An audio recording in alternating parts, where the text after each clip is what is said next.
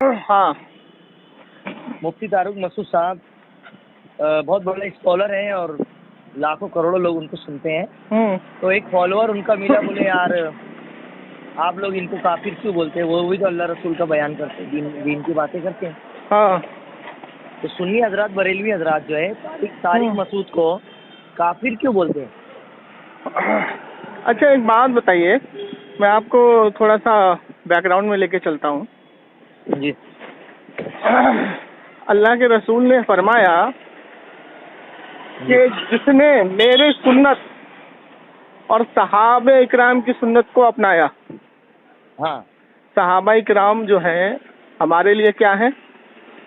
نبی علیہ الصلوۃ والسلام کے بتائے ہوئے راستے پر. بالکل ٹھیک ہے. تو میں آپ سے پوچھتا ہوں کہ ایک قرآن کی آیت ہم نے لے لی. ہاں. کہ مثال کے طور پر اس کا ترجمہ مفہوم یہ ہے کہ جن کو تم اللہ کے علاوہ پکارتے ہو, ہاں ہاں, ان کی اصل یہ ہے کہ وہ ایک مکھی بھی پیدا نہیں کر سکتے. جی. اور اگر اس میں سے اس میں سے اگر کچھ لے کے وہ اڑ جائے تو اس سے وہ چھین بھی نہیں سکتے. جو غیر اللہ ہے اس کے لیے قرآن نے ڈیفینیشن بیان کی ہے کہ غیر اللہ ایک مکھی بھی نہیں بنا سکتا, اور ان کے اوپر اگر مکھی کچھ لے کر اڑ جائے تو وہ چھین بھی نہیں سکتا. میں آپ کو سمجھاتا ہوں. جی. جیسے یہ لوگ بتوں کے آگے جو مٹھائی وغیرہ رکھتے ہیں, جو اس کی پرستش کرتے ہیں, اس کو معبود مانتے ہیں غیر مسلم. جی. تو ان کے لیے جیسے میں کہوں کہ تمہارے بھگوان کا تو یہ ایک عالم ہے کہ جن کو تم پوج رہے ہو, ان کے آگے جو مٹھائی رکھی ہے نا, ہاں, پہلی بات تو ان کے اندر یہ طاقت نہیں کہ وہ ایک مکھی پیدا کر دیں. جی. اور دوسری بات یہ ہے کہ جو مٹھائی رکھی ہے نا, اس میں سے اگر مکھی لے کے اڑ جائے تو ان کی یہ طاقت نہیں کہ وہ اس مکھی سے چھین لیں. ہاں. جی. ٹھیک ہے, چلے. برابر. ہاں. تو اب یہ بتائیے کہ یہ جو بت ہے, ہاں, اس کی طاقت نہیں مکھی کو پیدا کرنا اور نہ ہی جی, وہ چیز کو چھین لے تو اس سے لے لے. جی. اب مجھے یہ بتائیے ہاں, کہ اگر انسان چاہے تو ہاں, انسان ہاں, کسی جگہ پر انتظام کرے ہاں, کسی بھی چیز کا, ہاں, تو اگر انسان چاہے تو وہاں پہ مکھی آ سکتی ہے؟ انسان چاہے تو نہیں آ سکتی, یعنی کہ جیسے اب کہ میں آپ کو کاٹ کا روم سمجھاتا بنا ہوں. دے پیک. نہیں, میں آپ کو سمجھاتا ہوں کہ کوئی غیر مسلم آپ سے یہ کہے بھائی تمہاری یہ آیت کو میں ٹھکرا دیتا ہوں کیونکہ ایسی ایسی مشینیں آ گئی ہیں کہ جس کو لگانے سے مکھی آئے گی ہی نہیں. برابر. تو آپ اس غیر مسلم کو کیا جواب دو گے؟ بتائیے نا, آپ بتائیے. ہاں, تو دیکھیے جو ٹیکنالوجی اور جو مشینیں آئی ہیں کہ بھائی ہم نے وہاں لگا دیا تو ہمارے بتوں کے سامنے وہ مکھی آئے گی نہیں, ہاں, اور نہ اس میں سے لے کر کے اڑے گی, نہ کھا سکتی ہے, ہے نا. برابر. تو اس کا جواب یہ ہے کہ سب سے پہلی بات تو اللہ تعالیٰ نے اسی لیے دو باتیں اس میں نازل کی ہیں. ایک تو یہ کہ وہ مکھی پیدا نہیں کر سکتے, ہاں, ٹھیک ہے, کہ جن کو تم اللہ کے علاوہ پکارتے ہو وہ مکھی پیدا نہیں کر سکتا. برابر. اگر ہم کسی زندہ انسان کو جو ہمارے سامنے موجود ہے, اگر اس کو اللہ کے علاوہ مدد کے لیے پکارتے ہیں کہ بھائی میری مدد کر, جیسے میں آپ کو بولوں میں آپ سے ملاقات تو نہیں کیا, نہیں, آپ کتنا دور ہیں مجھ سے؟ بہت دور ہے, اپن دلی اور مہاراشٹر میں. تو میں اگر آپ کو بولوں بھائی میری مدد کر, تو کیا آپ مکھی پیدا کر سکتے ہیں؟ نہیں, نہیں کر سکتے. تو یہ جو آیت ہے یہ تو دونوں کے لیے مطلقاً ہو گئی, زندہ کے لیے بھی اور بتوں کے لیے بھی. یعنی جو مکھی پیدا نہیں کر سکتا وہ مدد نہیں کر سکتا, تو یہ آیت اس کے لیے. ہاں, تو اگر کوئی زندہ شخص سے آپ مدد مانگ رہے ہیں, اگر وہ مکھی پیدا نہیں کر سکتا تو یہ آیت تو پھر اس پر بھی فٹ ہوگی. برابر ہے, صحیح بات. اچھا, اب سنیے کہ اب میں آپ سے یہ کہتا ہوں کہ یہ لوگ کہتے ہیں کہ دور کے لوگ مدد نہیں کر سکتے, جو تمہارے سامنے ہے وہ مدد کر سکتے ہیں, دور کے لوگ مدد نہیں کر سکتے, ہے نا. وہابی دیوبندی کہ جو دور ہے, جیسے میں یہاں سے بولوں یا خواجہ المدد, تو یہ کہتے ہیں کہ وہ مدد نہیں کر سکتے, وہ دور ہیں. کہتے نہیں کہتے؟ برابر. ہاں بولتے. تو مجھے یہ بتاؤ، اگر میں یہ کہوں کہ اتنی ٹیکنالوجی آ گئی ہے کہ مثال کے طور پہ آپ دور میں ہو، آپ ممبئی میں ہو، اور میں آپ سے بولوں بھائی کچھ پیسے چاہیے، مجھے دقت ہے، آپ میرے اکاؤنٹ میں بھیج دو گے، میری مدد ہو گئی، ہو جاتی ہے. برابر. ٹھیک ہے. تو اللہ نے عام آدمی کے لیے ٹیکنالوجی پیدا کی ہے. برابر. ٹھیک ہے. تو اللہ کو ٹیکنالوجی کی ضرورت نہیں ہے. نہیں. یہاں تک کہ اللہ والوں کو بھی ٹیکنالوجی کی ضرورت نہیں ہے. بالکل. کیا سمجھے؟ بالکل. کیونکہ اللہ ان کے ہاتھ پیر بن جاتا ہے تو ٹیکنالوجی کا. ہاں. تو پتہ یہ لگا کہ یہ ٹیکنالوجی جو ابھی بنی ہے یہ عام انسان کے لیے بنی ہے، اور اللہ والوں کے لیے اللہ تعالیٰ نے شروع سے ٹیکنالوجی رکھی ہے. برابر. رائٹ. ان کے کام اعلیٰ قسم کی. اعلیٰ قسم کی. تو اب مجھے یہ بتائیے کہ پتہ یہ لگا کہ یہ جو قرآن کی آیت ہے اللہ کے رسول نے صحابہ اکرام کو سکھائی.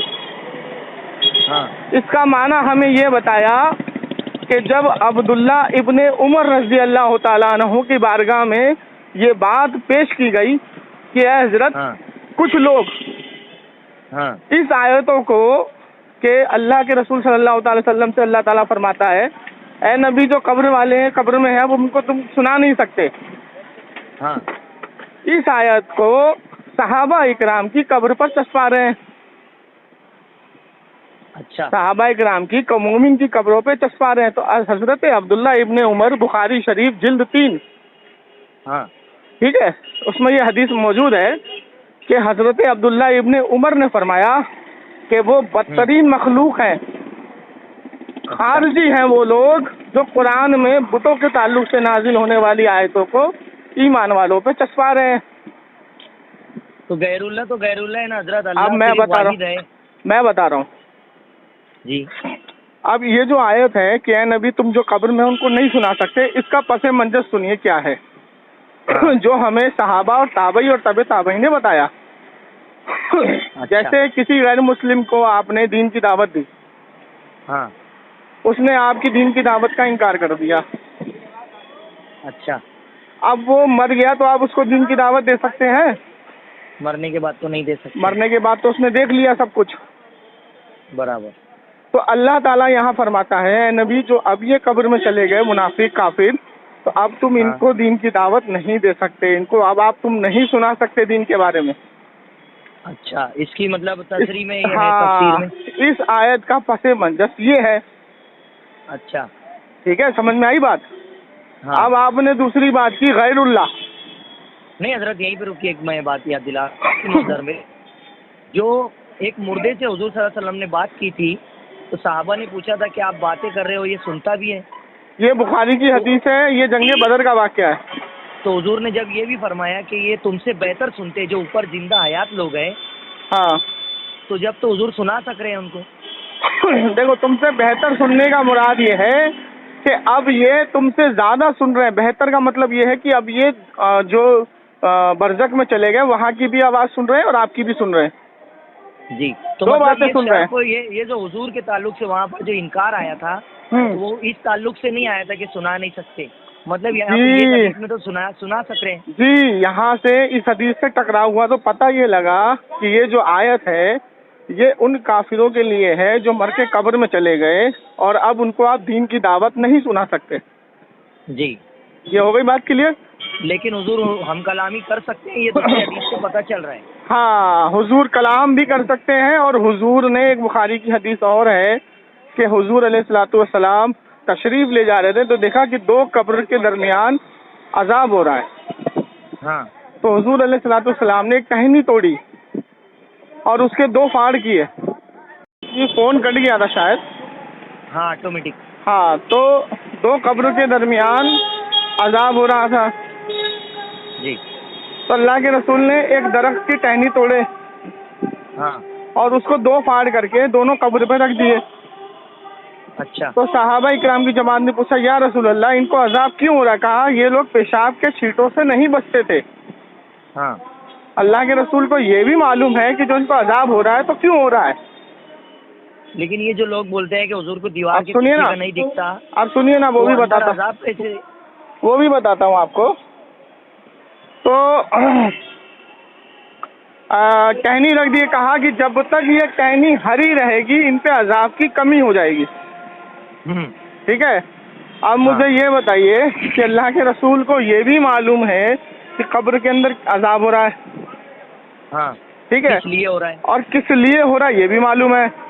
تو یہاں سے ہمیں دو سیکھ دی اللہ کے رسول نے. ایک تو یہ کہ اللہ کے رسول کو یہ معلوم ہے کہ قبر میں عذاب کس کو ہوتا ہے اور کس کو نہیں ہوتا ہے. ہاں, اور وہ جو دیوار کے پیچھے نہیں دیکھ سکتے وہ بھی بتا رہا ہوں. دوسری چیز یہ ہے کہ ہمیں سیکھ یہ دی کہ ہمیں پیشاب کے چھینٹوں سے بچنا ہے. ہاں ٹھیک ہے نا. ہاں, تو اب یہ ساری باتیں ہمیں صحابہ اکرام کی جماعت نے اور تابعین تبع تابعین نے ہم کو سکھایا.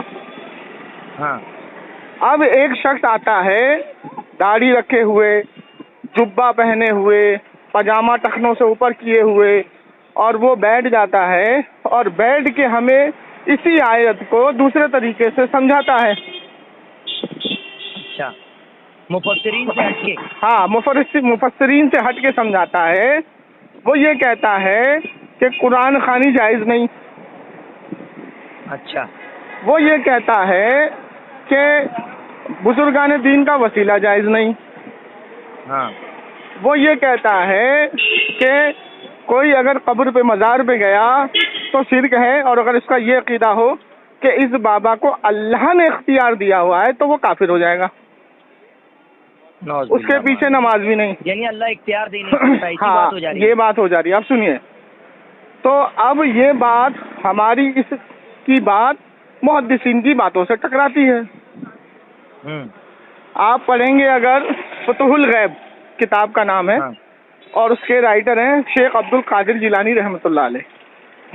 جی, وہ کہتے ہیں کہ اے میرے مریدو, تم جب بھی اللہ سے دعا کرنا میرے وسیلے سے کرنا, کیونکہ میں رب کی بارگاہ میں مقبول ہوں. جی, اب اس کو نقل کرتے ہیں شاہ عبد الحق محدث دہلوی رحمۃ اللہ علیہ, جنہوں نے ہندوستان میں حدیث کی تبلیغ کی. سب سے پہلے حدیث وہ لے کے آئے. جی, انہوں نے ہم کو بتایا, ہاں, انہوں نے ہم کو بتایا کہ یہ بخاری ہے, یہ مسلم ہے, یہ حدیث صحیح ہے, یہ حدیث مرفوع ہے, یہ حدیث غریب ہے. انہوں نے ہم کو سکھائے. جی, اور بنا کے امام بھی ہے. ہاں, بنا ان کو پڑھے آج کی تاریخ میں کوئی عالم نہیں بن سکتا. صحیح. اور یہ ان کی جو مزار ہے یہ مہرولی شریف دہلی میں ہے. اچھا, مزار بھی ہے. ہاں, اور ان کی مزار کو بنانے والے خود دیوبندی ہیں. اچھا, دیوبندی مکتب کے اندر ان کی مزار بنی ہوئی ہے. اچھا, جی, لائبریری بھی ہے دیوبندیوں کی اور مزار بھی ہے. سمجھے. اور میں خود گیا ہوں, میں نے خود ساری تحقیق کی ہے اس کے بارے میں. تو انہوں نے اپنی کتاب اپنے فتاوی ذات کے اندر اس عبارت کو نقل کیا اور کہتے ہیں کہ میں جب بھی اللہ سے دعا کرتا ہوں تو غوث اعظم شیخ عبد القادر جیلانی رحمۃ اللہ علیہ کا وسیلہ لگاتا ہوں. اچھا, یہ کون کہہ رہے ہیں؟ عبد الحق محدث رحمۃ اللہ علیہ. ہاں, اب عبد الحق محدث دہلوی رحمۃ اللہ علیہ کی بات سے اس بے وقوف کی بات ٹکراتی ہے. حضرت یہ کوئی ڈیفینیشن جو ہے وسیلے کے تعلق سے حضور کی حدیث سے کوئی حوالہ؟ ہاں, میں حضور کی حدیث سے آپ کو حوالہ دیتا ہوں. سب سے پہلی بات تو میں آپ کو یہ بتا دوں کہ جتنی حدیثیں حضور کی ہیں وہ ہم تک نہیں پہنچی ہیں. وہ کیوں نہیں پہنچی ہے میں بتا رہا ہوں کہ سیاہ ستہ کے اندر بہت جگہ پر یہ حدیث موجود ہے. ابو داؤد میں ہے, ترمذی میں ہے, اور صحیح حدیث ہے کہ حضرت علی کرم اللہ وجہ الکریم سے صحابہ اکرام کی جماعت کہتی ہے, اے علی ہم بہت سی حدیثوں کو چھپا لیتے ہیں. اچھا, تو آپ نے پوچھا کیوں؟ کہا کہ ہمیں حضور کی وہ بات یاد ہے کہ جس نے میری طرف جان بوجھ کر جھوٹ منسوخ کیا وہ اپنا ٹھکانہ جہنم میں کرے. ہاں ہاں ہاں, تو ہم بہت سی حدیثوں کو بھول گئے ہیں. اچھا, تو بہت سی حدیثوں میں 1000 بھی ہو سکتی ہیں, 2000 بھی ہو سکتی ہیں, 4000 بھی ہو سکتی ہیں, 5000 بھی ہو سکتی ہیں, چند بھی ہو سکتی ہے, ایک بھی چند نہیں ہو سکتی. میں آپ کو بتاتا ہوں کہ عربی میں ایک کو کہتے ہیں واحد, ہاں, اور 2 کو کہتے ہیں غالباً تثنیہ, ہاں, اور 3 کو کہتے ہیں تربیحہ. تو تربیہ کی جماعت ہوتی ہے تراوی، جیسے ہم تراوی پڑھتے ہیں نا، برابر. تو یہ تراوی میں 2 ہی بار بیٹھتے ہیں، 8 رکعت پڑھتے ہیں، ٹھیک ہے. تو 8 رکعت جو تراوی ہے 2 بار میں، یہ تراوی نہیں بنے گی،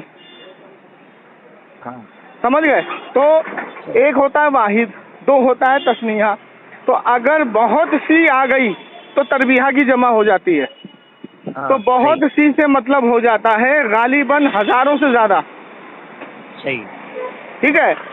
تو بہت سی حدیثوں کو چھپا لیتے ہیں. سمجھے نہیں سمجھے؟ اب میں آپ سے ایک سوال کرتا ہوں کہ صحابہ کا جو ذہن تھا بہت مضبوط تھا. تو 1 2 کی بات ہوتی یا 5 کی بات ہوتی یا 10 کی بات ہوتی یا 20 کی بات ہوتی تو صحابہ اکرام اس کو یاد رکھتے. لیکن یہاں پر بہت ساری حدیثوں کا ذکر آیا ہے، بہت سی حدیثوں کو. تو اس کے پیچھے کیا مقصد ہے آپ کا بتانا کہ اس کے پیچھے میں بتا رہا ہوں، اس کے پیچھے مقصد یہ ہے کہ جب ہم تک ساری حدیث نہیں پہنچی تو آپ یہ دعویٰ نہیں کر سکتے کہ وسیلے کے تعلق سے کوئی حدیث نہیں ہے. لیکن ہم وسیلہ اب ہم سنیے نا، سنیے ہو رہا تو ہم مانگ بھی نہیں سکتے نا. میں بتا رہا ہوں نا آپ کو، حضور سے 770 مسئلے ثابت نہیں ہیں. اچھا. جیسے میں آپ کو سمجھا دیتا ہوں کہ صحیح ستہ میں بخاری شریف میں ایک بھی حدیث بیٹھ کے استنجا کرنے کے تعلق سے نہیں ہے. جی جی. کھڑے ہو کے استنجا کیا حضور نے، اور اس حدیثوں میں کوئی وجہ بھی نہیں لکھی ہے. اچھا. کہ کیوں کھڑے ہو کے کیا. جی. لیکن حکم بیٹھ کے کرنے کا دیا. میں بتا رہا ہوں نا آپ کو کہ اگر ہم صرف بخاری پڑھیں گے تو صحیح ستہ بخاری میں ایک بھی بیٹھ کے کرنے کا استنجے کا نہیں ہے. کسی جاہل نے کھڑے ہو کے استنجے کی پڑھ لی حدیث اور وہ صرف اسی پر عمل کرے کہ میں کھڑا ہو کے کروں گا، یہ دیکھو حدیث. جو لوگ بولتے کہ حدیثوں پہ عمل کرتے تو وہ کریں گے کیا ایسا؟ میں کہہ رہا ہوں نا آپ کو، تو اس کی بات ٹکرائی محدث سے. ہاں صحیح بات. تو ہم کس کی مانیں گے؟ حضور محدث کی مانیں، محدث کی مانیں گے. وہ کیوں نے اختیار دیا ہے محدثوں کو. ہاں وہ کیوں مانیں گے؟ کیونکہ کھڑے ہو کے جو استنجا کیا ہے اس کے بارے میں بھی ہمیں امام نے محدث نے بتایا کہ وجہ کیا ہے. اور جو حدیث میں نے آپ کو بتائی کہ بہت کیا کہتے ہیں ان کو عذاب قبر میں اس لیے ہو رہا تھا کہ وہ پیشاب کے چھینٹوں سے نہیں بچتے تھے. تو اب بتائیے اگر آپ کھڑے ہو کے استنجا کریں گے تو پیشاب کے چھینٹوں سے بچ پائیں گے؟ کتنی کوشش کریں گے بچنے کی؟ کچھ بھی نہیں. استنجا کی بھی چھینٹیں آئیں گی. ہاں لیکن اس وقت جب اس حدیث کو ہمیں محدثین کی جماعت نے بتایا کہ اس وقت جب آپ کھڑے ہو کے استنجا کریں گے تو وہ بیماری کی حالت ہوگی، آپ کی طبیعت خراب ہوگی، آپ کھڑے نہیں بیٹھ نہیں پائیں گے، یا آپ کتنے سخت بیمار ہوں گے کہ اس وقت آپ کا وہ عمل معاف ہوگا، معاف ہوگا اور سنت میں آئے گا. وہ کوئی چارہ ہی نہیں رہے گا جب عام مخلوق کو تو حضور سے ہم کو. اب مثال کے طور پہ آپ کا پیر ٹوٹ گیا، آپ کے پیر میں راڈ ڈلی ہوئی ہے تو آپ بیٹھ نہیں پائیں گے. لیکن وہ بھی ہم حضور نے وہ بھی طریقہ بتایا. لیکن آپ جب استنجا کریں گے اور دعا پڑھیں گے سنت کے مطابق اور کھڑے ہو کے استنجا کریں گے تو بھی آپ کو ثواب ملے گا.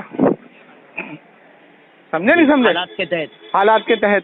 تو یہ حدیث کو اگر ہم پس منظر سے دیکھیں گے تو اس کا مفہوم یہ بنتا ہے. تو اب اس کا مفہوم وہابی دیوبندی تو نکال لیں گے، محدث کے پاس چلے جائیں گے، مقلد بننے کے مقلد بن جائیں گے. لیکن جب ہم بخاری کی حدیثوں کو یا مسلم کی حدیثوں کو ہم حدیث چھوڑ کے ان کے عمل پیش کرتے ہیں تو یہ کہتے ہیں ہم اس کے عمل کو نہیں مانیں گے. جیسے مثال کے طور پہ امام بخاری رحمۃ اللہ علیہ جب حدیثیں لکھتے تھے تو سب سے پہلے وضو کرتے تھے اور حضور علیہ الصلوۃ والسلام کی قبر مبارک پر حاضری دیتے تھے. اور حضور علیہ الصلوۃ والسلام کے قبر مبارک کے پاس بیٹھ کے حدیثیں لکھتے تھے. اور کیا کرتے تھے؟ حدیثیں اکٹھا کرتے تھے. اور یہ جانچ کرتے تھے کہ کس کے پاس حضور کی حدیث ہے، کس صحابی کس کے پاس حضور کی حدیث ہے، کس کے پاس حضور کی حدیث ہے، وہ اکٹھا کرتے تھے. سمجھے نہیں سمجھے؟ انہوں نے حدیثوں کو اکٹھا کر دیا جب حدیثوں کو اکٹھا کر دیا تو انہوں نے ہمیں سمجھایا نہیں.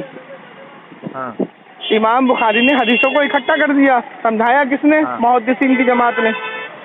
انہوں نے صرف جمع کیا. انہوں نے صرف جمع کیا. اب جمع کی ہوئی چیز پر اگر آپ نے ڈائریکٹ عمل کیا اس حدیث پر جس میں اختلاف ہے, مثال کے طور پہ اس حدیث پر جس میں تضاد ہے, جیسے میں نے آپ کو سمجھایا کھڑے ہو کے استنجا کرنے کا, جو ہماری سمجھ سے پرے ہے, مطلب پرے ہے, تو اس حدیث کو ہمیں کس سے سیکھنا ہے؟ قرآن کہتا ہے سیکھو اس سے جو علم والے ہوں. اللہ کے رسول نے صحابہ کی 2 جماعت بنائی. ایک کو تبلیغ کے لیے دیا حکم کہ غیر مسلموں کے ملک جاؤ تبلیغ دو, اس بادشاہ کے پاس جاؤ, اور ایک جماعت کو یہ حکم دیا کہ تم قرآن سکھاؤ. اچھا, قرآن کس کو سکھاؤ؟ جو پڑھے لکھے نہیں ہیں. ٹھیک ہے, اور قرآن کو بہترین طریقے سے جو صحابی پڑھتے تھے اور جو بہترین طریقے سے صحابی سیکھے ہوئے تھے ان کو حکم دیا اللہ کے رسول نے. سمجھے نہیں سمجھے؟ تو اب اللہ کے رسول کو کیا کرنا چاہیے تھا کہ صبر بھی زبان تھے, ڈائریکٹ قرآن دے دینا چاہیے تھا ہاتھ میں کہ اس کو پڑھو اور خود سے سیکھو. اور یہی سب ہے. تو اس وقت تو میرے نبی نے ایسا نہیں کیے, کیونکہ پتا تھا کہ قرآن ایک ایسی کتاب ہے کہ جس کو جو شخص پڑھے گا تو وہ اس کو اپنے طریقے سے سمجھے گا. کیونکہ اکثر کئی کے حدیثیں ہیں کہ اب جیسے مثال میں آپ کو مثال دیتا ہوں, جیسے قادیانی ہے, قرآن پڑھتا ہے اور وہ کہتا ہے کہ احمد قادیانی کا نام قرآن میں ہے. اچھا, تو جب آپ اس سے قرآن کی آیت مانگو گے تو وہ دے دیتا ہے کہ احمد حضور علیہ الصلوۃ والسلام کا نام ہے. کہتا ہے دیکھو احمد نام آیا نا, یہ ہمارے قادیانی کا نام ہے. دیکھو, اور جو تو اس نے آیت کو کیا کیا؟ اپنے طریقے سے سمجھا. تو اتنا ہی نہ, پھر وہ حدیث اسی لیے اللہ کے رسول نے قرآن کو سکھانے کے لیے صحابی تعینات کیے. جی, اور صحابہ سے سیکھا تابعی نے, تابعی سے سیکھا تبع تابعی نے, تبع تابعی سے سیکھا محدثین کے گروہ نے. اب مجھے یہ بتائیے کہ حضرت امام شافعی رحمۃ اللہ علیہ کی والدہ نے امام شافعی رحمۃ اللہ علیہ کو اس وقت کے بہترین عالم کے پاس تعلیم لینے کے لیے بھیجا, اور کتنے دن کا سفر طے کر کے وہ گئے. اور جس محلے میں جس گاؤں میں آپ رہتے رہے تو وہاں عالم تو تھے, لیکن ان کی والدہ کو ان سے نہیں سکھانا تھا, بہترین عالم کے پاس بھیجا, بہترین عالم کے پاس ان کو بھیجا. ٹھیک ہے, تو ان سے علم سیکھا, جیسا قرآن کہتا ہے سیکھو ان سے جو علم والے ہوں. تو علم والوں سے مراد وہ ہے کہ جس کی بات تابعی تبع تابعی صحابہ اور محدثین کی باتوں سے نہ ٹکرائے. اب ایک مثال اور دیتا ہوں, جیسے صحابہ نے کہا نبوت کا دروازہ بند, جی, تابعی نے کہا نبوت کا دروازہ بند. ہاں سنیے نا بھائی, تابعی نے بھی کہا کہ نبوت کا دروازہ بند. حضرت پہلے اسٹارٹنگ سے قرآن نے کہا, پھر حضور نے کہا, ارے بھائی میں آپ کو صحابہ کے بعد اس لیے لے کے جا رہا ہوں کہ صحابہ قرآن سے ہی بتائیں گے نا. جی جی, تو ابھی یہاں پہ کرنے والے ہوتے ہیں نا. ارے بھائی سنو نا, ابھی بات ہوں گی, یہ ہوگا, ابھی بات مولوی کی چل رہی ہے. آپ نے مولوی کے تعلق سے مجھ سے سوال کیا ہے نا. جی, ہاں تو سنیے, ابھی صحابہ اکرام نے ہمیں درس دیا نبوت کا دروازہ بند. جی, قرآن سے پڑھ کے, حدیث سے پڑھ کے, حضور کے قول سے, قرآن کے قول سے. ٹھیک ہے نا. تابعی نے ہمیں حکم دیا کہ نبوت کا دروازہ بند, تو تابعی نے قرآن سیکھا صحابہ سے. تو صحابہ کے قول سے ہمیں تابعی نے سکھایا. اس کے بعد تبع تابعی نے ہمیں سکھایا. اس کے بعد محدثین کی جماعت نے سکھایا. تمام اولیاء نے, اللہ کے ولیوں نے ہمیں بتا دیا. اب ایک اٹھتا ہے کہتا ہے میں آخری نبی ہوں, احمد قادیان میرا نام ہے. اس کی بات کس سے ٹکرائی؟ پورے امت سے ٹکرا گئی, جو خیر القرون کے زمانے کے. تو اب ہم اس کی بات کو مانیں گے؟ نہیں, کیونکہ اس کی پوری ڈیفینیشن پوری نہیں ہوئی نا. نہیں مانیں گے. اب دیکھیے یہ آپ نے ایک حدیث مجھ سے مانگی تھی، یہ حدیث ہے الموجب الکبیر، اور دوسری الموجب الکبیر امام طبرانی رحمۃ اللہ علیہ کی. کس تعلق کی؟ بتا رہا ہوں نا. دوسری کتاب ہے ان کی الموجب الاوسط، امام طبرانی رحمۃ اللہ علیہ کی. اچھا. امام طبرانی رحمۃ اللہ علیہ حدیث لے کر کے آئے اور اس کی سند لکھی ہے حدیث صحیح سناد صحیح. ہاں. اور اس کو کئی محدثین نے اپنی کتابوں میں بھی نقل کیا ہے. ہاں. حدیث کا مفہوم یہ ہے کہ جب حضرت علی کرم اللہ وجہ الکریم کی والدہ حضرت فاطمہ بنت اسد کا انتقال ہوا جی، اللہ کے رسول ان کے سرہانے بیٹھے، خود حضور. ہاں، اور فرمایا کہ اے میری امی، تم نے مجھے کھلایا، بے شک زندگی اور موت اللہ کے ذمے ہے. ہاں. تم نے مجھے کھلایا، مجھے پلایا، مجھے پالا، میرا خیال رکھا. ہاں. ٹھیک ہے. اس کے بعد لمبی ایک گفتگو ہے. اس کے بعد آپ نے قبر کھدوائی اور قبر میں خود لیٹے. اچھا. اور لیٹنے کے بعد حضرت فاطمہ بنت اسد کے جنازے کو رکھا. اچھا. رکھنے کے بعد مٹی ہوئی. مٹی کے بعد آپ نے دعا کی کہ اے اللہ، میں تجھ سے سوال کرتا ہوں کہ میری ماں فاطمہ بنت اسد کی قبر کو نور سے پرنور کر دے، جی، نور سے معمور کر دے. تجھے میرا وسیلہ، ہاں، اور مجھ سے پہلے جتنے انبیاء آئے ان کا وسیلہ. بولو. اب مجھے بتائیے کہ امام طبرانی رحمت اللہ علیہ جو اسم و رجال سے لے کر کے اتنے بڑے محدثین گزرے، جی، وہ اس حدیث کو لے کے آئے. سبھی امتی ان کو مانتے ہیں. ہاں بالکل. تو امام طبرانی، امام طبرانی اس حدیث کو لے کے آئے اور انہوں نے کہا یہ حدیث صحیح ہے. اگر اس حدیث میں تضاد ہے اور یہ حدیث ضعیف ہے تو امام طبرانی کے اوپر حکم کیا لگے گا؟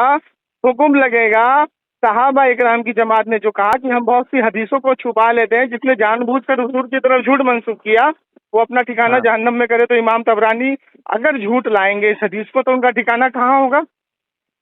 نہ، معاذ اللہ جہنم ہو جائے گا اگر ایسا رہا تو پتہ یہ لگا کہ اگر اہل حدیث کی جماعت یا دیوبندی کی جماعت اس حدیث کو ضعیف کہے گی، ان کے سند پر انگلی اٹھائے گی تو ان کو فتویٰ بھی دینا پڑے گا نا. بالکل، قانون اسلام کا ہی چلے گا. جو ان کے باپ میں دم نہیں ہے تو فتویٰ دے رہے ہیں. برابر. سمجھے نہیں سمجھے؟ تو غیر اللہ جو ہے، آپ میری بات سنیے، غیر اللہ ہے. آپ نے ابھی وسیلے کی مجھ سے حدیث مانگی، حضور کا عمل مانگا، میں نے آپ کو دیا، صحیح سند سے دیا. جی، صحیح سند سے دیا. قرآن کے اندر آیت ہے کہ اے نبی، جب ہم نے تمہیں دنیا میں نہ بھیجا تھا تو یہ جو مشرک تھے، یہ جب جنگ پہ جاتے تھے تو تمہارے وسیلے سے فتح کی دعا مانگتے تھے. یہ کہاں سے؟ یہ نوا قرآن کی آیت سنیے نا. اے نبی، یہ تم سے تمہارے دنیا میں آنے سے پہلے جب جنگ پہ جاتے تھے تو تمہارے وسیلے سے فتح کی دعا مانگتے تھے اور ان کو فتح ملتی تھی، لیکن جب تم ان کے بیچ آئے تمہارا انکار کر کے کافر ہو گئے. دیکھو. آپ بتائیے مجھے، جب تم ان کے درمیان آئے، اس آیت کی تفسیر میں چاہے تفسیر جلالین اٹھاؤ، چاہے تفسیر مدارک اٹھاؤ، یا تفسیر بیضاوی اٹھاؤ، یا تفسیر ابن کثیر بھی اٹھا لو، اس آیت کی تفسیر میں یہی لکھا ہوا ہے کہ جو مشرکین مکہ تھے جب جنگ پہ جاتے تھے تو حضور کے وسیلے سے فتح مانگتے تھے، دعا مانگتے تھے، اور اللہ تعالیٰ ان کو فتح دیتا تھا.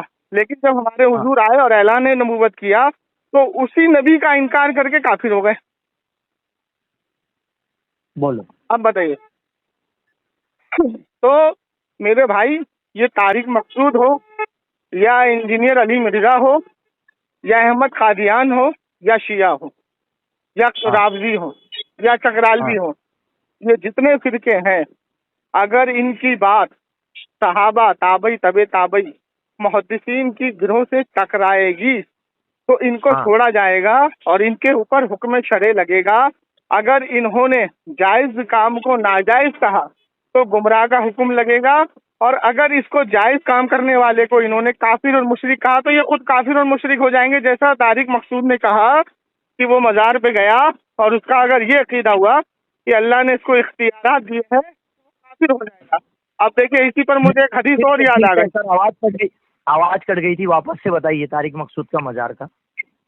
देखिए, जब चाहे कादियानी हो, शिया हो, हाँ ये रावजी हो, देवबंदी हो, हाँ अली मिर्जा हो या जी। अहले हदीस हो, अगर इन सब की बात सहाबा की बात से, ताबई की बात से, तबे ताबई की बात से, मुहद्दिसीन की जमात से टकराएगी जी तो हमें इनको छोड़ना पड़ेगा।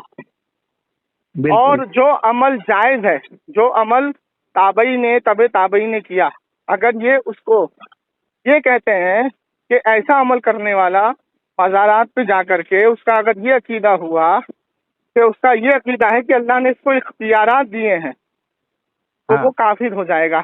ऐसा अकीदा रखने वाला वो काफिर, जिसने अपने मुंह से कहा तो वो खुद काफिर हो जाएगा। बोलो। तो इसीलिए जो अमल ताबई और तबे ताबई से साबित है, उस अमल को करने वाले को ये काफिर कहता है, मुशरिक कहता है, तो ये खुद काफिर और मुशरिक है। इसीलिए तारिक मकसूद को हम काफिर और मुशरिक कहते हैं। वो ऐसा कहता है तारिक मकसूद कि जो है ये माने कि वलियों को अल्लाह ने इख्तियार दिया है तो वो काफिर, ऐसा कहता है। मज़ारात के जो ये माने, जो मज़ार के अंदर है उसको अल्लाह ने इख्तियार दिया है तो वो काफिर है। तो अब मुझे ये बताइए कि उसने तो ये अकीदा सबको दे दिया कि मज़ार पे जाना शिर्क है, हराम है। और अगर उसने ये अकीदा रखा कि जो मज़ारात के अंदर है उसको अल्लाह ने ये इख्तियार दिया है कि वो किसी की मदद कर सकता है, तो वो काफिर हो जाएगा। तो मतलब अल्लाह का इख्तियार नहीं है, अल्लाह के पास वो कोई चीज ऐसी, मतलब अरे सुनिए ना भाई, हदीस से साबित कर रहा हूँ ना, सुनिए तो सही। उसने ये अकीदा किसको दिया? आवाम को, अपने फॉलोवर को। फॉलोवर आंख बंद करके उसके पीछे चल दिए। अब हम खोलते हैं मुस्लिम शरीफ की हदीस। अल्लाह के रसूल शबे मिराज जा रहे हैं, एक सुर्ख टीले पे खड़े हुए। आपने देखा कि मैं जब शबे मिराज जा रहा हूँ तो मैं एक सुर्ख टीले पे खड़ा हुआ और मैंने देखा कि मूसा अलैहिस्सलाम अपनी कब्र में नमाज पढ़ रहे हैं। क्या पढ़ रहे हैं? नमाज पढ़ रहे हैं। तो हुजूर कहाँ गए? कब्र पे गए। किसकी मज़ार पे गए? हजरत मूसा अलैहिस्सलाम के। अच्छा, मूसा अलैहिस्सलाम हुजूर से कितने दिन पहले दुनिया से रुखसत हुए? कई हजार साल पहले पुराने अंबिया पिछले हो। तो कब्र कैसे सलामत रही? कब्र कैसे सलामत रही? चलिए, पहला बात ये। दूसरी बात, हुजूर का अंबिया की मज़ार पे जाना सुन्नत साबित हुआ। ठीक है। और ये कहना कि मैंने मूसा अलैहिस्सलाम को देखा वो अपनी कब्र में खड़े होकर नमाज पढ़ रहे हैं। जंगे ओहद के सहाबा की मज़ारों पे भी हुजूर जाते थे हर साल। अरे अभी सुनिए ना, अभी तो देखिए ना क्या हाल करूंगा मैं तारिक मकसूद का। तो यहाँ से क्या साबित हुआ कि जो अल्लाह के नबी हैं वो अपनी कब्र में खड़े होकर नमाज पढ़ रहे हैं। ये अकीदा किसने दिया हमको? हुजूर सल्लल्लाहु अलैहि वसल्लम ने। ठीक है। और दूसरा अकीदा हमें किसने दिया कि कब्र में अज़ाब हो रहा है? हुजूर अलैहिस्सलातु वस्सलाम ने। तो जो मोमिन है वो क्या कर रहे हैं? नमाज पढ़ रहे हैं। अल्लाह के नबी हैं जो क्या कर रहे हैं? नमाज पढ़ रहे हैं। और जो गुनाहगार है उन पे क्या हो रहा है? सजा हो रही है। ठीक है। ये दोनों अकीदे किसने दिए हमें? अल्लाह के रसूल ने। जी ठीक। अब जो नमाज पढ़ रहा है तो जाहिर सी बात है कि नमाज में दुआ भी करेगा। सही है भाई। जब नमाज पढ़ रहा है, सजदा कर रहा है, रुकू कर रहा है, सलाम भेज रहा है, तो हमारे नबी को अल्लाह ने ये इख्तियार दिया कब्र के अंदर। और दूसरे नबी को जो आखिरी ज़मा हमारे प्यारे आका सल्लल्लाहु अलैहि वसल्लम को ये इख्तियार दिया कि वो उनको देख रहे हैं। बिल्कुल। एक को इख्तियार दिया कि वो कब्र में नमाज पढ़ रहे हैं, दूसरे को इख्तियार दिया वो देख रहे हैं। सुभान अल्लाह, सुभान अल्लाह। अब देखिए तीसरा इख्तियार, हुजूर मस्जिदुल अक्सा पहुंचे। हुजूर से पहले मूसा अलैहिस्सलाम पहुंचे हुए थे। अभी हुजूर क्या देख रहे थे? कि कब्र में नमाज पढ़ रहे हैं। अब हुजूर क्या देख रहे हैं? की रफ्तार इतनी थी। सुनिए मेरी बात। अब हुजूर क्या देख रहे हैं कि मुझसे पहले सारे अंबिया पहुंचे हुए हैं। तो मूसा अलैहिस्सलाम भी पहुंचे हुए हैं। तो पता ये लगा कि हुजूर जो गए थे वो बुर्राक की रफ्तार से गए थे। ہاں اور موسیٰ علیہ السلام نبوت کی رفتار سے گئے تھے، ہاں اور نبوت کی رفتار براق سے کہیں تیز ہے. جی جی سمجھے نہیں بڑھیا سمجھے؟ ماشاء اللہ ماشاء اللہ چلیے ماشاء اللہ. اب بہت بڑھیا. اب براق کی تھوڑا سا رفتار میں بھی بچک گیا تھا یہاں پہ کہ براق کی رفتار سے زیادہ رفتار میں کیسے. سمجھا رہا ہوں آپ کو. براق کی رفتار سے میرے آقا کو اختیار دیا اللہ نے. جی وہ براق اور کی رفتار تھی لیکن ہاں، نبوت کی واقعی میں ماشاء آپ اللہ. سنیے، نبوت کی رفتار سے اختیار دیا موسیٰ علیہ السلام کو. دونوں اختیارات کس نے دیے؟ اللہ نے دیا. اللہ نے دیے. اب حضور نے 1,00,000 یا کمر بیش پیغمبروں کو نماز پڑھائی. ہاں نماز پڑھانے کا اختیار دیا اللہ نے میرے نبی کو. کس. ہاں نماز پڑھنے کا اختیار دیا اللہ نے تمام نبیوں کو، قبر والوں کو. قبر والوں کو. اب یہ بتائیے کہ کس انبیاء کی قبر پوری دنیا میں ہے؟ ہاں پوری دنیا سے نبی پہنچے کہاں؟ مسجد الاقصیٰ. ہاں قبر میں کس نے بتایا جا کے؟ پتہ نہیں. قبر میں بتایا اللہ نے جی کہ سب کو دعوت دی اور وہاں آج پر. تمہیں دعوت ہے، ہاں سج دھج کے چلو، خوشبو ہاں. لگا کے چلو، اچھے اچھے لباس میں چلو.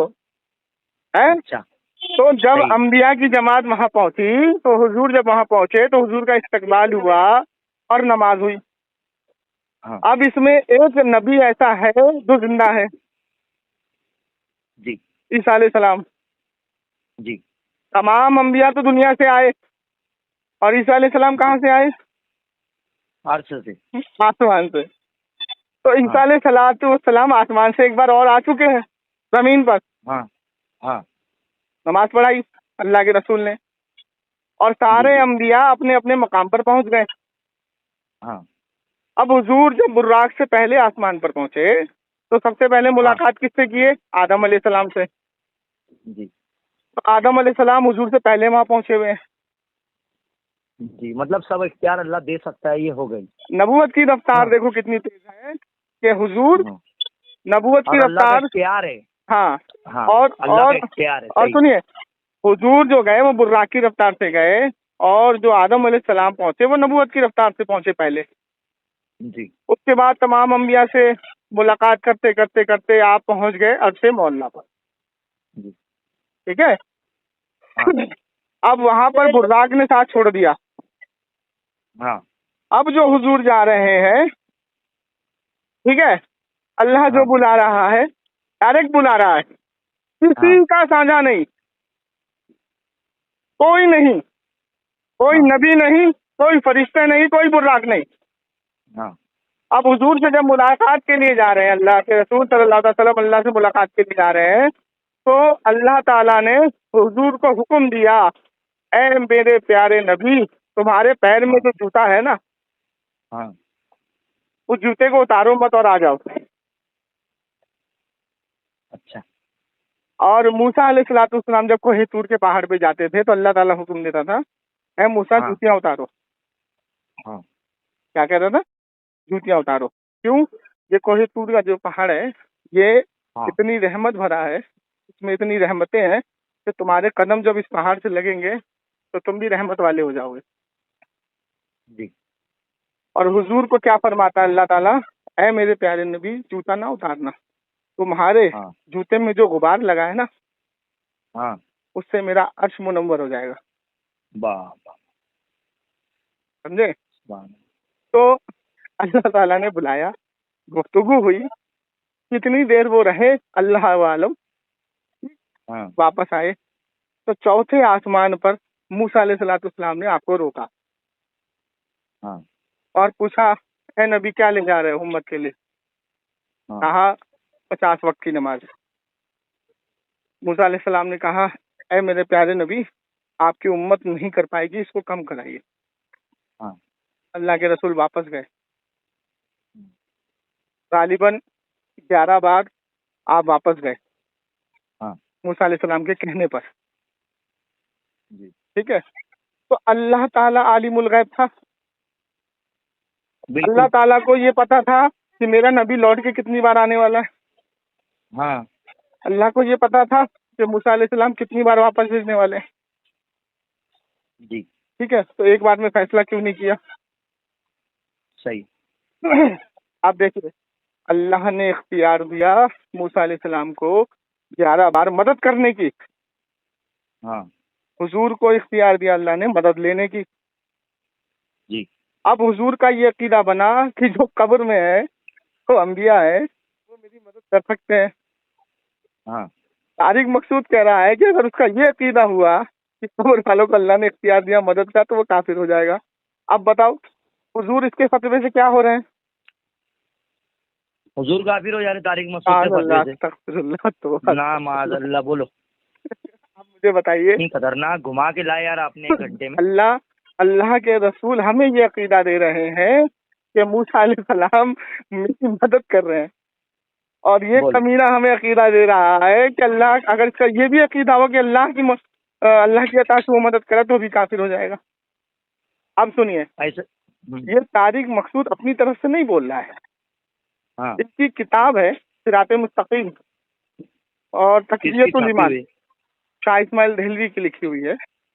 اس کے اندر یہ عبارت موجود ہے کہ اگر کسی کا یہ عقیدہ ہو کہ فلانا شخص کو یا فلانا بابا کو یا فلانا ولی کو وہ اللہ کی عطا سے بھی مدد کرتے ہیں تو وہ ایسا عقیدہ شرک سے خالی نہیں. سمجھے نہیں سمجھے؟ تو یہ اپنے باپ کی بولی بول رہا ہے. اسی لیے ہم کہتے ہیں کہ یہ صرف یہ دیوبندی نہیں، یہ جو دیوبندیوں کی نسل آ رہی ہے نا، جو عالموں کی نسل آ رہی ہے، جو ان کے علماء کی نسل آ رہی ہے، یہ سب کے سب کافر ہیں. اور ایسے کافر ہیں من شک فی کفرہ و عذابہ فقد کفر. ان کے کفر کو جاننے کے بعد بھی کوئی شک کرے گا تو وہ بھی کافر ہو جائے گا. ایسے کافر ہیں. معاذ اللہ. اب مجھے آپ بتائیے، کیا میں نے حدیثوں کو اپنے گھر سے بنایا؟ کیا میں نے کیا حضور کے قول کو، فعل کو، اقوال کو اپنے طرف سے پیش کیا؟ تو وہ جو آیت آئی ہے غیر اللہ کے تعلق سے، اب میں آپ کو سمجھاتا ہوں. ہاں، سب سے پہلی بات تو کس کو کہا گیا ہے میں بتا رہا ہوں. سب سے پہلی بات تو یہ ہے کہ جو اللہ کے نبی ہیں اور جو اللہ کے ولی ہیں وہ غیر نہیں ہے. ہاں میں آپ کو سمجھاتا ہوں. آپ 4 بھائی ہیں. ہاں. بڑے بھائی نے کوئی حکم دیا ہاں تو پورا گھر مانے گا. ہاں ٹھیک ہے. اور کوئی باہر کا آدمی آتا ہے تو آپ 4 بھائی ہیں تو آپ چاروں بھائیوں کو کیا کہیں گے؟ ہم اپنے ہیں، غیر نہیں ہے. جی برابر. کیا نہیں ہے؟ ہاں غیر نہیں ہے. ہاں. اللہ تعالیٰ قرآن میں فرماتا ہے کہ میرے ولیوں کو محشر میں کوئی خطرہ نہیں. بالکل. یہ کوئی خطرہ نہیں کس کے بارے میں فرمایا؟ اپنے کے بارے میں. ہاں ٹھیک. اللہ نے فرمایا اے نبی جو تم اپنی زلفیں سنوارتے ہو نا ہاں اپنے ہاتھوں سے، تو یہ تم اپنے ہاتھوں سے نہیں سنوارتے ہو بلکہ ہم سنوارتے ہیں. سبحان. یہ جو تمہارے ہاتھ ہے نا یہ ہمارے ہاتھ. ٹھیک ہے. اور قرآن میں فرمایا کہ اطیع اللہ و اطیع الرسول، اطاعت کرو اللہ کی اور رسول کی. ہاں. اور اولی الامر منکم، یعنی اس امر والوں کی جو اس وقت کے حاکم ہو. ہاں. تو اطاعت کرو اللہ کی. اللہ کی اطاعت کس سے کرو گے؟ رسول سے. رسول کی اطاعت کس سے کرو گے؟ امر والوں سے. ہاں. اب اگر تمہارے اندر اختلاف ہو جائے کسی بات پہ تو اس کو اللہ اور اس کے رسول کی طرف لوٹا دو. ہاں. کیا کرو؟ لوٹا دو. تو اللہ کی طرف تو تم نے لوٹایا کہ اللہ موجود ہے. رسول کی طرف جب لوٹاؤ گے تو کیا سوچ کے لوٹاؤ گے؟ ہاں. کیسے لوٹاؤ گے؟ صحیح ہے. ابھی کیسے لوٹاؤ گے؟ سمجھے؟ تو رسول کی طرف جب تم کوئی چیز لوٹا رہے ہو، حضور کی طرف کوئی چیز تم لوٹا رہے ہو، جیسے مثال کے طور پہ کسی نے کہہ دیا میں ایک نبی ہوں، ہاں، اور ایک نے کہا کہ نہیں تو جھوٹ بول رہا ہے، آخری نبی میرے محمد صلی اللہ تعالی وسلم. دونوں میں کیا ہو گیا؟ اختلاف ہو گیا. اختلاف ہو گیا. وقت کے حاکم کے بیچ میں اور غیر حاکم کے بیچ میں کیا ہو گیا؟ ہاں، اختلاف آ گیا. اب وہ حاکم کس کی طرف لوٹائے گا؟ اللہ اور رسول کی طرف لوٹائے گا، اور حدیث سے ڈیفینیشن نکالے گا قرآن اور حدیث سے. اللہ اور رسول کی طرف لوٹائے گا، اور اللہ کو بھی یہ کہے گا کہ اے اللہ میں نے تیرے سامنے اس شخص کو سمجھایا، یہ سمجھا نہیں، اور اے میرے پیارے نبی میں نے آپ کی باتوں کو اس کے سامنے رکھا، یہ مانا نہیں، تو اب میں نے آپ لوگوں کی طرف اس کو لوٹا دیا، اللہ اور اس کے رسول کی طرف لوٹا دیا. ٹھیک ہے. فیصلہ کون کرے گا؟ اللہ کرے گا. سمجھے نہیں سمجھے؟ برابر. تو یہ ہے بات. اب یہ تو معاملہ غیر ہے. اللہ جو قرآن میں غیر اللہ جو کہا گیا ہے. ہاں میں آپ کو سمجھاتا ہوں. جیسے آج کی تاریخ میں کسی نے ہمارے نبی علیہ الصلوۃ والسلام کا پتلا بنا لیا. جی معاذ اللہ. آ رہا ہوں ابھی. کسی نے نبی علیہ الصلوۃ والسلام کا پتلا بنا لیا جی اور اس پتلے کو معبود سمجھ رہا ہے. جی کیا سمجھ رہا ہے؟ ہاں برابر برابر. معبود سمجھ رہا ہے.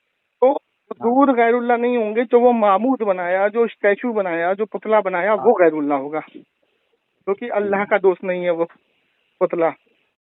اللہ نے اس کے بارے میں کوئی اختیارات نہیں نازل کیے، حضور کے لیے کیے ہیں. تو حضور غیر اللہ نہیں ہوں گے، غیر اللہ ہوگا. جیسے کہ وہ قرآن میں یہ کہا گیا ہے کہ وہ سن بھی نہیں سکتا جس کو تم پکارتے ہو. تو مجھے یہ بتائیے ہاں مجھے یہ بتائیے ہاں بتائیے کہ اللہ کے رسول صلی اللہ تعالی وسلم سن سکتے ہیں؟ جب قبر میں سلام کر رہے ہیں ہم کسی بھی بندے کو تو وہ تو سن رہا ہے. ہاں سنیے. لیکن اللہ کے رسول کا جو اس نے پتلا بنایا ہے وہ نہیں سن سکتا. ہاں وہ نہیں سن سکتا. تو یہ آیت کس کے طرف سے پہنچی؟ بدھ کے طرف. بدھ کے لیے. اسی پر حضرت عبداللہ ابن عمر نے کہا کہ خارجی بدترین مخلوق ہے وہ لوگ جو قرآن میں بتوں کے تعلق سے نازل ہونے والی آیتوں کو ایمان والوں پہ چسپاتے. تو ایک ہی آیت کو غلط ثابت ایک ہی آیت میں اگر غلط عقیدہ ہوا لیکن نماز روزے عبادت تو کر رہے ہیں نا دیوبندی لوگ. ہاں اب یہ ایک عقیدہ ہے نا. ہاں اب سنیے نماز مطلب اسی ایک عقیدے سے بھی خارجی حضرت عمر کے قول سے اگر یہ ایک عقیدہ بھی خراب رہا تو پھر وہ خارجی اسلام ہو جائے گا. خارجی اسلام. اب آپ کو کوئی عبادت کام نہیں آئے گی. داڑھی ٹوپی حج نماز. آپ کو دوسری چیز بتاتا ہوں. جی اللہ کے رسول نے اس کی بھی پیشن گوئی کی ہے. بخاری کی حدیث ہے. اللہ کے رسول جنگ بدر کا مال غنیمت تقسیم کر رہے ہیں. ہاں ایک شخص آیا، اس نے حضور کی شان میں صرف اتنا کہا عدل سے کام لو یا محمد. تو میرے نبی نے کہا کہ مجھ سے بڑا عدل کرنے والا کون ہے اس زمین پر. جی اس کے بعد کیا ہوا کہ اللہ کے رسول صلی اللہ علیہ وسلم کے صحابی رسول حضرت عمر فاروق نے تلوار کھینچی. آپ نے منع فرمایا. جی ٹھیک ہے. اس کے بعد حضرت ابوبکر صدیق نے اجازت مانگی. آپ نے کہا کہ اجازت ہے جاؤ. تو جب حضرت ابوبکر صدیق گئے تو دیکھا وہ نماز پڑھ رہا ہے. اچھا. تو وہ واپس آئے اور کہا کیا ہوا؟ اللہ کے رسول میں قتل تو کرتا لیکن وہ نماز پڑھ رہا ہے. تو اللہ کے رسول کی حدیث اللہ کے رسول نے فرمایا کہ اس شخص سے ایسی نسل پیدا ہوگی، ایسا ٹولہ جنم لے گا، وہ اتنی نمازیں پڑھے گا کہ تمہاری نمازیں کمتر ہوں گی اس کے آگے. اتنے روزے رکھے گا کہ تمہارے روزے کمتر ہوں گے. اور اس کی زبان قرآن کی آیتوں سے تر رہے گی اور مسجدیں بھری رہیں گی. لیکن اسلام کے دائرے سے ایسے خارج ہوں گے جیسے تیر شکار سے. اسلام میں رہیں گے ہی نہیں. تیر شکار سے جیسے خارج ہو جاتا ہے باوجود. اسی لیے حضرت عبداللہ ابن عمر نے فرمایا کہ خارجی اور بدترین مخلوق ہے وہ لوگ جو حضور کی شان میں گستاخی کر رہے ہیں نا. حضور کی شان میں گستاخی کر رہے ہیں. تو اللہ کے رسول صحابہ نے پوچھا یا رسول اللہ ان کی پہچان کیسے ہوگی؟ کہا کہ ان کی پہچان یہ ہے کہ وہ میرے اور میرے صحابہ اور میری اہل بیت کی شان میں گستاخیاں کریں گے. لیکن یہ طارق مقصود نے تو یہی کہہ دیا ڈائریکٹ کہ اللہ جو اگر یہ مانے کہ اللہ نے ان کو اختیار دیا ہے تو وہ سب سے کافر ہے. مطلب اب اس سے دو عقیدے اب اس کی باریکی میں چلتے ہیں. اس میں دو عقیدے بنیں گے آپ کے. ایک تو یہ جو زندہ ہے، کیا جو زندہ شخص ہے، اگر ہم اس سے 1000-2000 روپے مانگتے تو ہمارا عقیدہ کیا ہوتا ہے؟ خدا تو نہیں مانتے وہ تو خیر کوئی. اور دوسرا عقیدہ یہ ہوتا ہے کہ اللہ نے اس کو اختیارات دیے ہیں، اس کو نوازا ہے. بالکل بالکل. تو اب اس کے یہ بیان سے تو دونوں چیزیں مطلقاً ہو رہی ہیں. ہاں یار. تو اب تم زندہ کے لیے عقیدہ بنا رہے ہو کہ اللہ نے اس کو اختیار دیے ہیں، اور جو دنیا سے چلے گئے اس کے لیے تم یہ عقیدہ بنا رہے ہو اللہ نے اس کو اختیار نہیں دی. جبکہ حدیث کی متواتر حدیث کی نص قطعی سے یہ ثابت ہے کہ اختیار دیے ہیں، جیسا میں نے آپ کو پورا بیان کیا. تو جو مردہ قبر سے وعلیکم السلام کہتا ہے کیا؟ دیکھیے جو ایمان والا مردہ ہے اس کی قبر پہ ہم سلام کریں؟ سنیے، سلام کرنا سنت ہے اور جواب دینا کیا ہے؟ واجب واجب ہے. تو ہم نے تو سنت ادا کر دی، جس کے اوپر واجب کا حکم لگے گا وہ جواب نہیں دے گا، یہ بتائیے. وہ تو دے گا. تو ایمان والا نماز پڑھ رہا ہے. ہاں، ایمان والا نماز پڑھ رہا ہے. ایمان والا اپنے نبی کو پہچان رہا ہے. ایمان والا تینوں سوال کے جواب قبر کے دے رہا ہے. جی ٹھیک ہے نا. ایمان والا قبر کے اوپر سے سنیے نا سر. ہاں، جو قبر کے اندر ہے اور ہم قبر کے اوپر ہے اور مومن کی قبر ہے، اور جب حضور نے کہا کہ انہیں یہ کہو کہ السلام علیکم یا اہل القبور، قبر والے کو سلام کرنے کا حکم کیوں دیا گیا؟ وہ جواب دیتے ہیں یا نہیں دیتے؟ بالکل دیں گے جواب. تو جواب دینے کا اختیار اللہ نے ان کو دیا ہے. بالکل دیا ہے، لیکن ہمیں سننے کا اختیار نہیں دیا. جی وہ تو شان نہیں. اس پر بھی اللہ کے رسول کی حدیث ہے کہ اللہ اگر تمہارے کانوں کو یہ قوت دے دے کہ تم قبر کے عذابوں کو سنو تو تمہارا جینا دشوار ہو جائے گا. نہ تم جی پاؤ گے، نہ تم کھا پاؤ گے، نہ تم کچھ کر پاؤ گے، صرف عبادت میں رہو گے. پھر آزمائش ختم. آزمائش کہاں رہے گی؟ صحیح. سمجھے نہیں سمجھے؟ تو اللہ نے ان کو جواب دینے کی طاقت دی ہے، ہمیں سننے کی نہیں دی ہے. جیسے مثال کے طور پہ یہ بتاؤ کہ پیڑ پودے ہیں، پودا بولتا ہے، چلاتا بھی ہے، روتا بھی ہے، لیکن اس کی آواز کو ہمارے کان تک نہیں پہنچ پاتی ہے. اللہ نے ہمیں کان کو دی نہیں، لیکن اللہ کے رسول کو دی ہے. اللہ کے رسول سنتے ہیں اور پودوں کا جواب بھی دیتے ہیں، عبادت بھی کرتے ہیں. ہر پیڑ پودا جان رکھتا ہے، عبادت بھی کرتا ہے، درود بھی پڑھتا ہے، اور وہ اس کو تکلیف ہوتی ہے تو وہ چلاتا بھی ہے، روتا بھی ہے. ہم اس کی آواز کو نہیں سن سکتے. جو قرآن نے کہا کہ یہ غیر اللہ جو ہے یہ سن نہیں سکتے، لیکن مردے تو سلام سنتے ہیں نا. تو یہ غیر اللہ ایمان والے نہیں ہیں نا. بھی سنتے ہیں، چپل کی آواز بھی سنتے ہیں. وہی میں نے آپ کو سمجھایا نا، وہی تو میں نے آپ کو بتایا نا. عبداللہ ابن عمر کے پاس جب یہ بات پہنچی جو آپ میرے تک پہنچا رہے ہیں، خارجی لوگ ہیں، خارج اسلام. تو یہ ساری باتیں ہیں. طارق مقصود کو ہم ایسے ہی کافر نہیں کہتے، اور صرف طارق مقصود ہی نہیں ہے. ایک اسٹیٹمنٹ آپ نے علی مرزا کا سنا ہوگا. علی مرزا بدبخت انسان یہ کہتا ہے کہ اگر مہدی علیہ السلام بھی آ کر کے مجھے اس قرآن کی آیت کو یہ کہیں گے کہ بھائی یہ کافروں کے تعلق سے، بتوں کے تعلق سے ہے، تو میں ان کی بات کو بھی نہیں مانوں گا.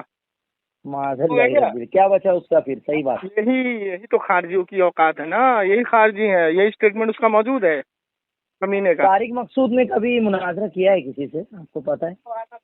دیکھو ایک بات میں آپ کو بتاتا ہوں کہ آپ گھر کے اندر ہو اور آپ کہتے ہو ارے شیر کیا ہے، میں شیر کو پٹک دوں گا، اٹھا کے پھینک دوں گا، مار دوں گا، گلا گھوٹ دوں گا، چیر دوں گا، پھاڑ دوں گا. لیکن جب آپ گھر سے باہر آتے ہو اور آپ کے سامنے جب شیر آتا ہے تو آپ کو پتہ لگتا ہے کہ شیر ہے کیا. آپ کی ساری بکواس آپ کے پیٹ میں گھس جاتی ہے. پھر وہ آپ کچھ نہیں کرو گے، جو کرے گا وہ شیر کرے گا. تو اس ٹاپک پہ کبھی موقع ملا طارق مقصود کی، اگر یہ وائس وہاں تک میں وہی آپ کو کرو گے آپ؟ سنو نا، وہی آپ کو سمجھانے کی کوشش کر رہا ہوں کہ جب شیر آئے گا سامنے تو آپ جب اس کے سامنے آؤ گے تو آپ کچھ نہیں کرو گے، جو کرے گا وہ شیر کرے گا. آپ نے تو اپنا کام کر دیا، بکواس کر دی ہے نا. تو اب آپ گھر سے باہر ہی نہیں آؤ گے اور شیر گھر کے باہر کھڑا ہے اور آپ گھر کے باہر اندر کھڑے ہو کر کے چلاؤ گے اور شیر آپ کا باہر انتظار کر رہا ہے، تو پھر آپ جب آؤ گے ہی نہیں تو شیر سے سامنا کیسے ہوگا؟ جی لیکن موقع ملا، یہ وائس اگر پاکستان پہنچ گئی اور وہ آپ سے بات کرنا چاہے تو اصلاحی گفتگو کرو گے؟ بالکل کریں گے میرے بھائی. سنیے، آپ میری بات تو بہت دور کی بات ہے، پاکستان کے بڑے بڑے علماء نے اس کو کئی بار گھسیٹا ہے، کئی بار. لیکن یہ علی مرزا ہو گیا اور یہ بدبخت طارق مقصود یہ سامنے ہی نہیں آتے نا. ان کو پتا ہے کرتے اور گمراہ بھی کرتے رہتے ہیں. ان کو پتا ہے کہ ہم ان کی بات کا جواب نہیں دے پائیں گے، تو ان سے بھاگو، ان سے دور رہو. اب اگر ان کا راز کھل جائے گا تو ان کے فالوور کہاں رہیں گے؟ یہ لوگ ایمان اور عقیدے پہ بیان کرتے ہی نہیں ہے، بس دنیا داری پہ ہی بیان کرتے پورا پورا. وہی بات ہے ساری. تو چلیے بہر کیف اذان ہو رہی ہے. جی جی میں بھی جا رہا ہوں. انشاءاللہ پھر بات کرتے ہیں. ٹھیک ہے. ہاں جزاک اللہ خیر. السلام علیکم. جو بھی کہنے سننے میں غلطی ہوئی ہو اللہ تعالیٰ معاف